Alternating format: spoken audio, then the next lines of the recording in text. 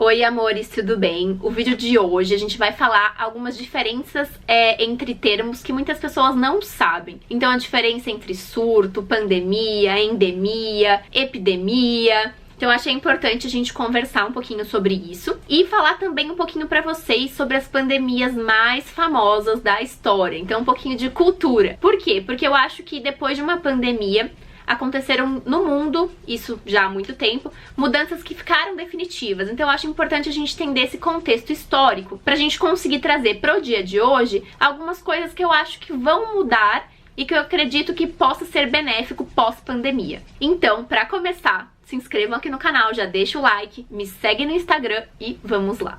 Pra começar, vamos definir basicamente esses termos pra ficar mais fácil da gente explicar, tá? Então, de forma bem simples e fácil, pra todo mundo compreender, o que é um surto? É quando tem um aumento de casos dessa doença que não era esperado, de infectados por determinada doença numa determinada região. Então, a gente tem uma região específica onde tiveram uma quantidade inesperada de casos de pessoas infectadas. E aí a gente pode levar como um exemplo bem próximo pra gente a dengue. Então, quando tem muitos casos num bairro, aí as autoridades consideram como um surto de dengue. Então essa é uma explicação, acho que fica fácil pra vocês e que a gente vivencia, né? Aí vamos para um próximo passo. Eu vou fazer assim pra ir crescendo pra gente conseguir entender. O que seria uma epidemia? Por exemplo, então, esse surto, né? Foi evoluindo, os números de casos foram aumentando e pegaram várias regiões da cidade. Então a gente pode considerar que tem uma epidemia nesse município, mas considerar como um surto se for pegar uma escala estadual, por exemplo. Aí se, por exemplo, se espalhou mais, né? O número de infectados, né? A doença acabou espalhando mais. Pegaram outras cidades. Aí a gente pode considerar que é uma epidemia em determinado estado. Então tava num bairro em São Paulo, um surto, foi crescendo, chegou numa escala estadual, a gente pode considerar que é uma epidemia. A gente pode levar como exemplo também, que é assim, até que recente, o Ebola, que em 2014 foi considerado uma epidemia, porque se espalhou por vários países da África. E aí a gente entra no conceito de pandemia agora, que é uma coisa que a gente está vivendo, então acho importante a gente definir exatamente o que significa isso. Considerando áreas infectadas, falando de áreas, regiões, a pandemia é o pior dos cenários.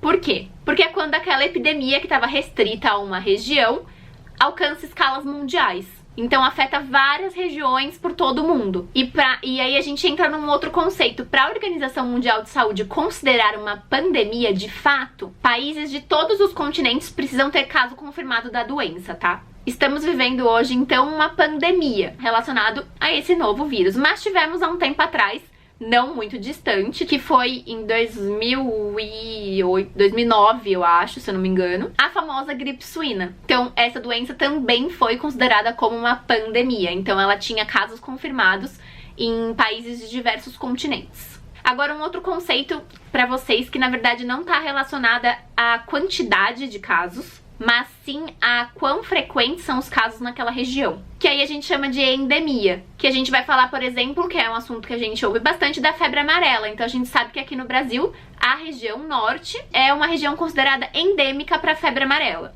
Então lembra que tem todos aqueles casos de vacina para quando você vai viajar para determinadas regiões, da febre amarela, enfim.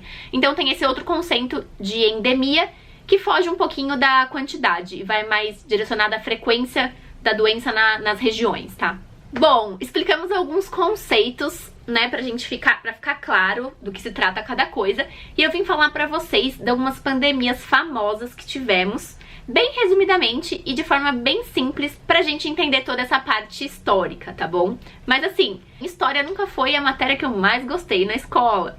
Então eu juro que eu vou falar pra vocês de uma forma bem resumida e fácil, pra que consiga absorver o conteúdo sem ficar aquela coisa maçante, tá? Bom, agora que já entendemos alguns conceitos, eu vim falar um pouquinho das grandes epidemias ao longo da história. Eu vou passar pra vocês da forma mais simples e rápida possível. Tivemos a epidemia da peste negra, teve como resultado 50 milhões de óbitos na Europa e Ásia. E a peste bubônica ganhou esse nome de peste negra por conta da pior situação que foi na Europa. Isso no século XIV, tá? Ela era transmitida de pulgas dos roedores para os humanos. Então, assim, conforme eles foram melhorando as medidas de higiene e saneamento, isso consequentemente diminuiu o número da população de ratos urbanos e acabou melhorando a situação da epidemia. A contaminação era por conta de uma bactéria, tá? Ela chama Yersinia pestis. E como é uma bactéria, o tratamento era através de antibiótico e tinha um número bem alto de letalidade em quem não fizesse o tratamento. Depois tivemos a cólera, com milhares de mortos também, mas isso também a gente tá falando bem no passado, tá bom? A primeira epidemia de cólera foi lá em torno de 1800 e pouquinho, assim, 1810,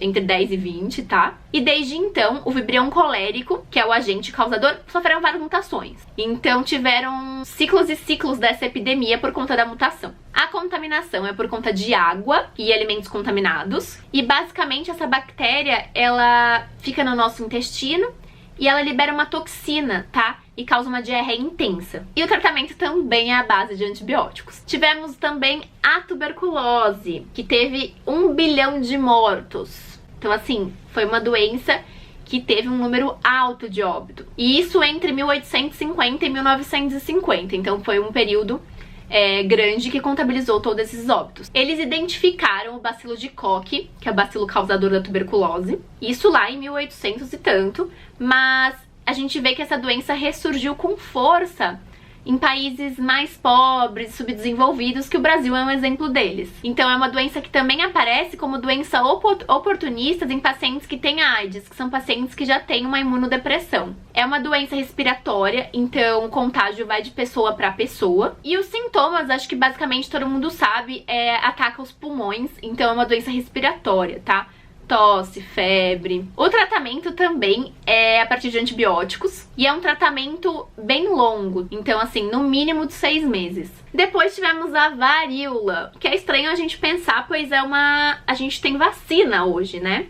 Mas tivemos uma epidemia de varíola lá em torno de 1900, que tiveram 300 milhões de mortos. É bem estranho a gente pensar isso, considerando que hoje todo mundo praticamente é vacinado e a gente não vê isso acontecer, mas aconteceu naquela época. A contaminação também era de pessoa para pessoa, de pessoa para pessoa, na verdade. E os sintomas basicamente febre, tem erupção na parte da garganta, boca, rosto, e tem as pústulas, né, pelo corpo, que é o que a gente mais associa quando pensa na varíola. Em 1980, mais ou menos, tiveram uma vacinação em massa e ela foi praticamente erradicada. Aí temos outra que é muito famosa, que é a gripe espanhola, que tiveram em torno de 20 milhões de mortos. Isso também foi lá em torno de 1900, 1920. A gripe espanhola é causada pelo vírus influenza, então é algo que a gente já tá mais familiarizado. Foi chamada de gripe espanhola, mas teve casos em diversos lugares do mundo, tá?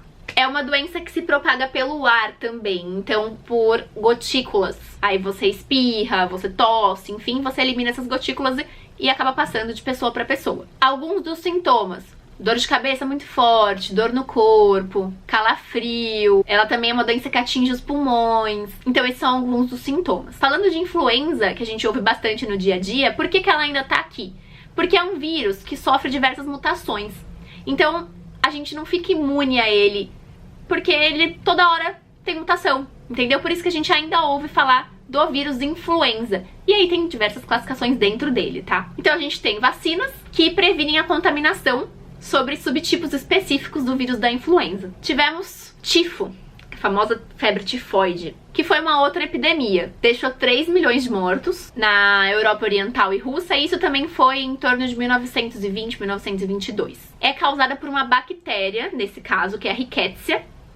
Tem um nome fino a bactéria, né? E é uma doença que tá ligada a países do terceiro mundo, então é uma doença que tá ligada a situações de miséria, de pobreza. Então tinha relação também com os campos de refugiado, guerra, lugares que tinham essas aglomerações. E como que acontece esse tifo? Como é que você pegava isso? A pessoa era picada por uma pulga, então quando ela coçava, ela misturava as fezes com o seu sangue. E aí você era infectado. Alguns dos sintomas também: dor de cabeça, dor nas articulações, febre alta, delírio e as erupções cutâneas hemorrágicas. Uma bactéria, então o tratamento também seria a base de antibióticos. Estamos chegando agora um pouco mais perto, tô chegando aqui na época que meus pais estavam nascendo agora, que teve a epidemia de febre amarela. que principalmente deixou 30 mil mortos na Etiópia. E isso foi em 1962, que é causada pelo flavivírus. E aí a gente tem a versão urbana e a versão silvestre, mas não vamos entrar tanto nesse assunto. E tivemos essas epidemias, teve na África, teve nas Américas, então tiveram contaminados principalmente nesses 2 continentes. E a transmissão é pela picada do mosquito. Por isso que a gente vê que tem algumas regiões que ainda tem a febre amarela bem prevalente, principalmente no norte do nosso país. Alguns sintomas agora pra vocês: náusea, vômito, febre alta, mal-estar, cansaço, calafrio, diarreia. Falei diarreia já? Diarreia, vômito. E tem pessoas que têm os sintomas mais leves e se recuperam, e tem pessoas que têm essa doença de forma mais grave. Uma boa notícia é que nós temos a vacina contra a febre amarela, então isso já é uma super ajuda. Aí tivemos a epidemia de sarampo, que é outra coisa que às vezes é estranho a gente pensar por conta da vacinação de hoje em dia. Mas ocorreram milhares de mortes por ano, até 1963, muitas mortes todos esses anos, tá? Principalmente nas crianças, eram as mais afetadas. Em 1963, produziram a vacina, ela foi sendo aperfeiçoada e hoje a gente não vê mais muitos casos. Acabou por ser erradicada de vários países, né? É uma doença muito contagiosa, até por isso que começou a ser uma epidemia, né? Causada pelo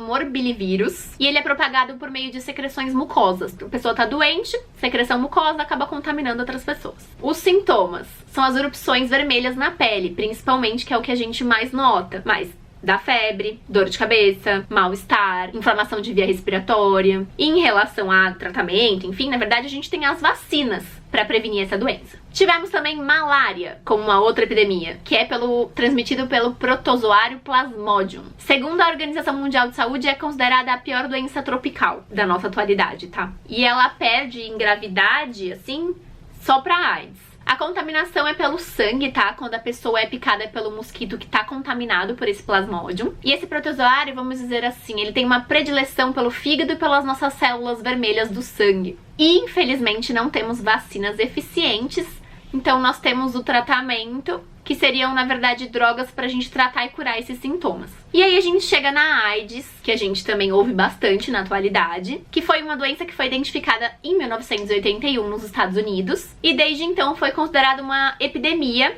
pela Organização Mundial de Saúde. Como que o HIV é transmitido, o vírus do HIV? Isso vocês devem saber, através de sangue, de esperma, de secreção vaginal e do leite materno, pode ser também. Basicamente é uma doença que vai destruir seu sistema imunológico, então seu organismo fica mais fraco e dá abertura a doenças oportunistas, vamos falar assim de uma forma bem fácil. É uma doença que a gente até hoje não tem cura, mas tem drogas que conseguem inibir a replicação, então diminui a multiplicação do vírus, mas não chega a eliminar totalmente do organismo. E pra falar pra vocês que algumas dessas epidemias se tornaram pandemias, que foi o caso da peste bubônica, da varíola, da cólera, da gripe espanhola e da mais recente, antes dessa pandemia, que foi da gripe suína, da H1N1. Então a gente vê coisas se repetem de tempos em tempos na história. E qual que é a semelhança dessas pandemias que aconteceram com o que a gente tá vivenciando hoje? Apesar delas terem origens distintas, tá?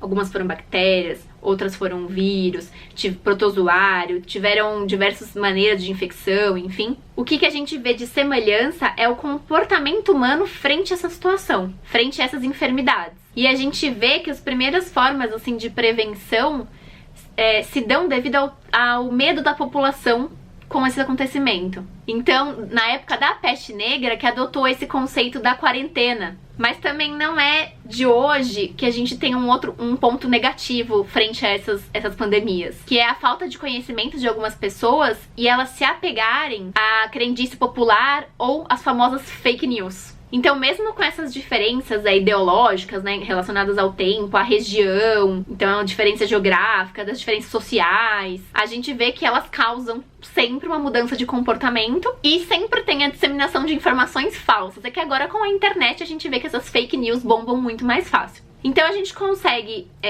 principalmente olhando pra trás, a necessidade de investimento em pesquisas, em estudos científicos e nos profissionais da saúde, Então isso é uma coisa que a gente vê olhando pra trás, a gente tá conseguindo enxergar isso hoje também. E acho que mesmo a gente tendo essa vivência de várias pandemias que passaram, não quer dizer que a gente tava presente aqui em todas elas, mas a gente consegue ver a necessidade desse investimento e ver que a gente ainda tem muito que aprender e muito que avançar pra gente conseguir impedir ou minimizar os efeitos dessas pandemias. Bom, basicamente é isso. Expliquei pra vocês mais ou menos sobre os termos e sobre algumas mais famosas que tivemos na história. Pra não prolongar muito o vídeo, mas a gente vê que tiveram grandes mudanças no mundo pós essas pandemias. Então acho que a gente pode até abordar em algum outro vídeo coisas que a gente espera que aconteça pós a pandemia atual, porque isso realmente tem um impacto muito grande no mundo, não só na parte da saúde. Então é isso, espero que vocês tenham entendido mais ou menos e que tenha ficado de forma fácil. Eu tentei simplificar ao máximo pra vocês. E é isso, até o próximo vídeo e um beijo!